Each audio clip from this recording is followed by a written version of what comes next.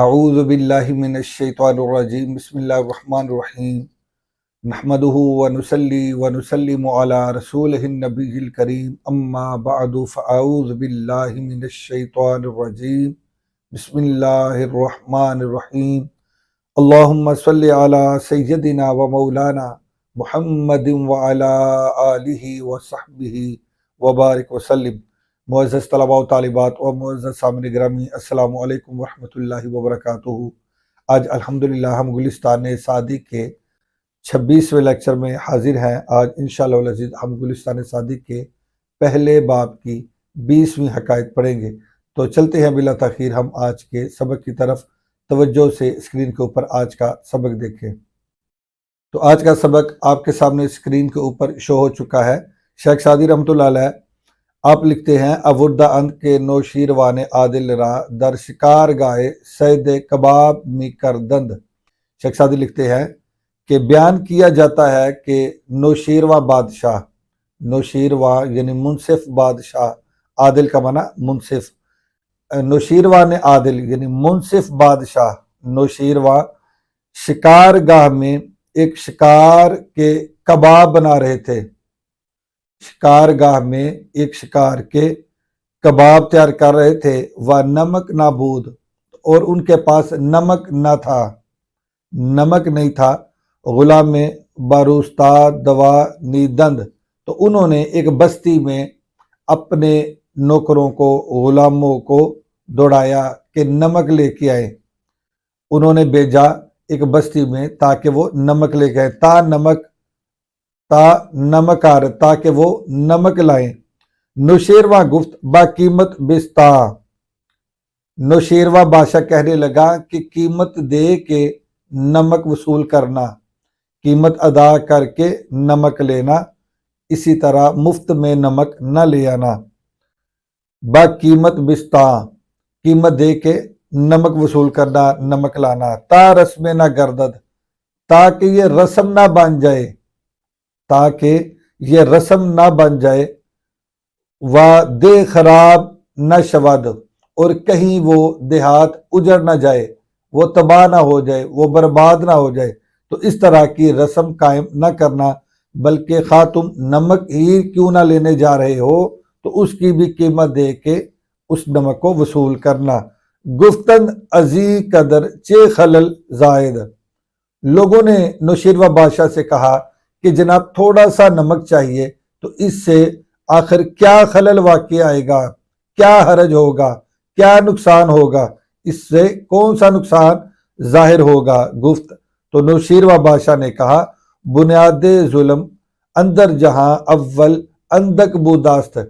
نوشیروان بادشاہ نے کہا کہ اس جہاں میں ظلم کی ابتدا تھوڑے سے ہی ہوتی ہے، یعنی سب سے پہلے جب ظلم کا آغاز ہوا تو وہ تھوڑے سے ہوا، سب سے پہلے تھوڑا ظلم تھا، پھر آہستہ آہستہ وہ بڑھتا چلا گیا اور بڑھتا چلا جاتا ہے۔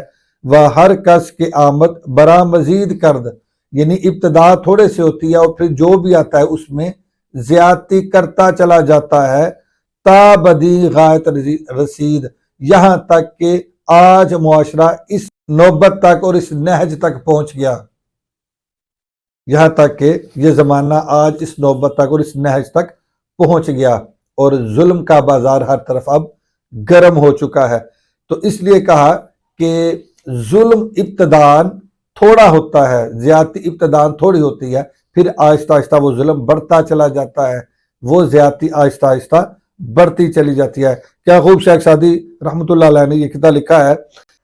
آگے شیخ سعدی رحمۃ اللہ علیہ نہایت خوبصورت کتاب لکھتے ہیں۔ آپ لکھتے ہیں اگر زے باغ رعیت ملک خرد سے بے، اگر بادشاہ اپنی رعایا، اپنی پبلک، اپنی عوام کے کسی باغ سے ایک سیب کھا لے، اگر کوئی بادشاہ اپنی رعایا، اپنی عوام کے کسی باغ سے ایک سیب کھائے گا، بر اورند غلامان او درخت از بیخ، تو اس کے غلام، اس کے نوکر، اس کے ماتحت، اس کے وزیر، اس کے مشیر، وہ جڑ سے درخت ہی اکھاڑ لیں گے۔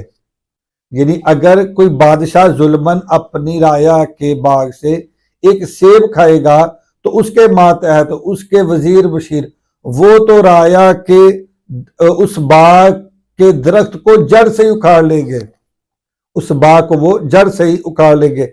यानी बादशाह अगर थोड़ा जुल्म करेगा तो उसके मातहत जो वजीर है, मशीर है, उसके नौकर है, मुलाजमीन है, वो उससे 2 गुना बल्कि कई गुना उससे बढ़कर वो जुल्म करेंगे। आगे शेख सादी लिखते हैं, बापंज बैजा के सुल्तान सितम रवा दारद जनंद लश्कर लश्करिया नश हजार मुर्ग बसीग। शेख सादी कहते हैं कि अगर 5 अंडों का जुल्म बादशाह रवा रखे, यानी 5 अंडों की मिकदार अगर बादशाह ज्यादती करे, जुल्म करे और इस जुल्म को वो रवा रखे और इस ज्यादती को वो जायज समझे, तो जन्नद लश्कर या नश हजार मुर्ग बसीग, तो उसके सिपाही हजारों मुर्ग को सीख पर चढ़ा देंगे। बादशाह अगर 5 अंडों की मिकदार जुल्म करेगा तो उसके सिपाही, उसके मातहत, उसके नौकर, उसका लश्कर वो हजारों मुर्ग सीख पर चढ़ा देंगे। वो इस कदर जुल्म करेंगे, वो इस कदर लूट मार करेंगे, वो इस कदर जुल्म करेंगे और जुल्म में इस कदर वो बढ़ जाएंगे। तो हमारे मुआशरे का भी अलमिया कुछ ऐसा ही है। मौजूदा जो सूरत हाल आपके सामने है, जिस कदर हमारे मुल्क का निज़ाम बर्बाद हुआ, गर्क हुआ, उसका भी सबब यही है कि अगर बादशाह थोड़ा जुल्म करता है, हुक्मरान थोड़ा जुल्म करता है, तो उसके मातहत जो अफसरान हैं, जो उसके वजीर हैं, उसके मशीर हैं, उसके जो नौकर चाकर हैं, वो उससे फिर कई गुना बढ़ के जुल्म करते हैं, कई गुना बढ़ के करप्शन करते हैं, कई गुना बढ़ कर वो लूट मार करते हैं। तो अल्लाह ताला की पाक बारगाह में दुआ है कि अल्लाह ताला हमारे मुल्क को अपने हिफ्ज़ अमान में रखे और जो हमारे मुल्क के बदखा हैं उनसे हमें निजात अता करे, और जो इस मुल्क के, इस वतन के खैर खा हैं, अल्लाह ताला ऐसे हुक्मरान हमें अता करे। आज के लिए इतना ही काफ़ी है। अल्लाह हाफिज़। अस्सलामु अलैकुम वरहमतुल्लाहि वबरकातुहू।